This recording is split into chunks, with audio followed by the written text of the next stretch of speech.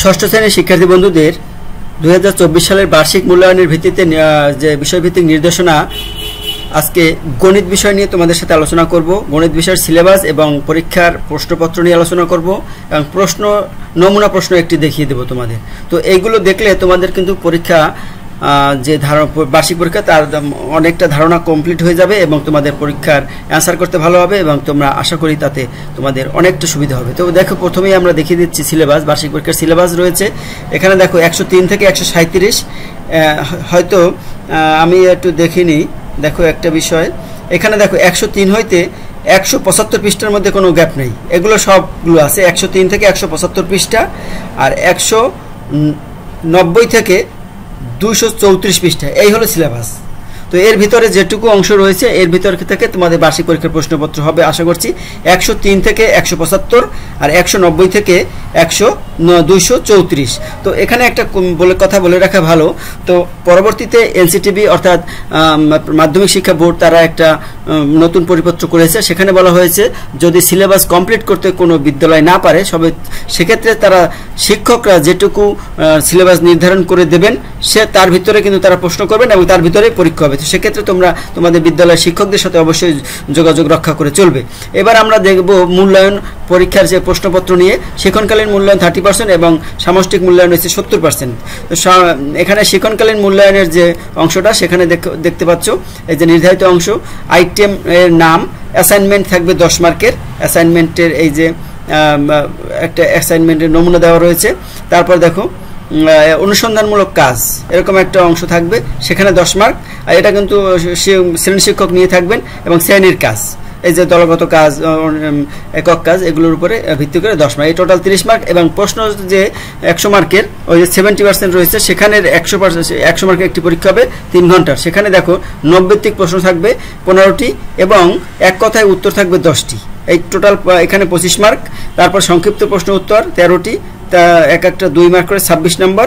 আর রচনামূলক প্রশ্ন দৃশ্যপট নির্ভর 10টি, 60টি অ্যান্সার করতে হবে, 7 7 49। এই টোটাল 100 মার্কের কিন্তু পরীক্ষা। এখানে দেখো দৃশ্যপট নির্ভর প্রশ্ন 2টি বা 3টি অংশ থাকতে পারে, অর্থাৎ সৃজনশীল প্রশ্ন এখানে হবে। এই যে 60টি, এটা সৃজনশীল সিস্টেমে প্রশ্ন হবে। এখানে প্রশ্নের যে নমুনাটা রয়েছে 3 যোগ 4, 1 2 3, 1 2 4 এরকম বিভাজন থাকতে পারে নম্বরের ক্ষেত্রে। এবার আমরা একটা নমুনা প্রশ্ন তোমাদেরকে দেখাবো। সেখানে দেখো এই প্রশ্নটা কিন্তু আমরা এই যে দেখাচ্ছি এটা কিন্তু তোমাদের মাধ্যমিক শিক্ষা বোর্ড কর্তৃক প্রেরণ করা হয়েছে এই প্রশ্নের নমুনাটি এবং এই যে সিলেবাসটি। তো এখানে দেখো প্রথমে বলছিলাম 15টি কিন্তু এরকম টিক থাকবে। এখান থেকে সঠিক উত্তরটি তোমাদের খাতায়, সঠিক উত্তরটি খাতায় লেখাই রয়েছে। এরকম 25টি থাকবে। একটু নমুনাটা তোমরা দেখে নাও। বীজগণিত, পাটিগণিত থেকে কিন্তু সব জায়গা থেকে এবং জ্যামিতি থেকেও কিন্তু প্রশ্ন থাকবে। তো এরকম থাকবে 15টি। তারপরে এক কথায় উত্তর, অর্থাৎ একটা শব্দে বা 2টা শব্দে অ্যান্সারগুলো করলেই হবে সঠিক। এখানে এরকম থাকবে 10টি। আর খ নম্বরে রয়েছে সংক্ষিপ্ত প্রশ্ন, এটা এখানে 13টা থাকবে, 13 দুগুণে 26 মার্কের। অর্থাৎ এখানেও কিন্তু অঙ্ক করতে হবে, করে আর কি এই অঙ্কগুলো উত্তরটা লিখতে হবে।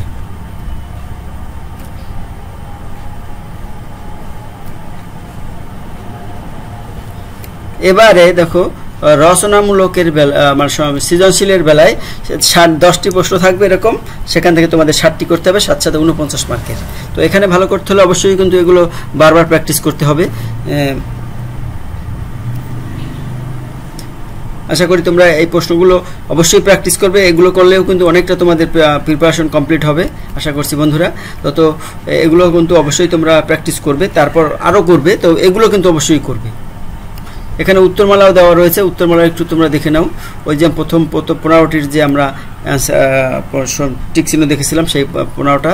তারপরে দেখো এখানে খ নম্বরের খ বিভাগের প্রশ্ন উত্তর রয়েছে এখানে খ বিভাগের। আর এলো যে এই।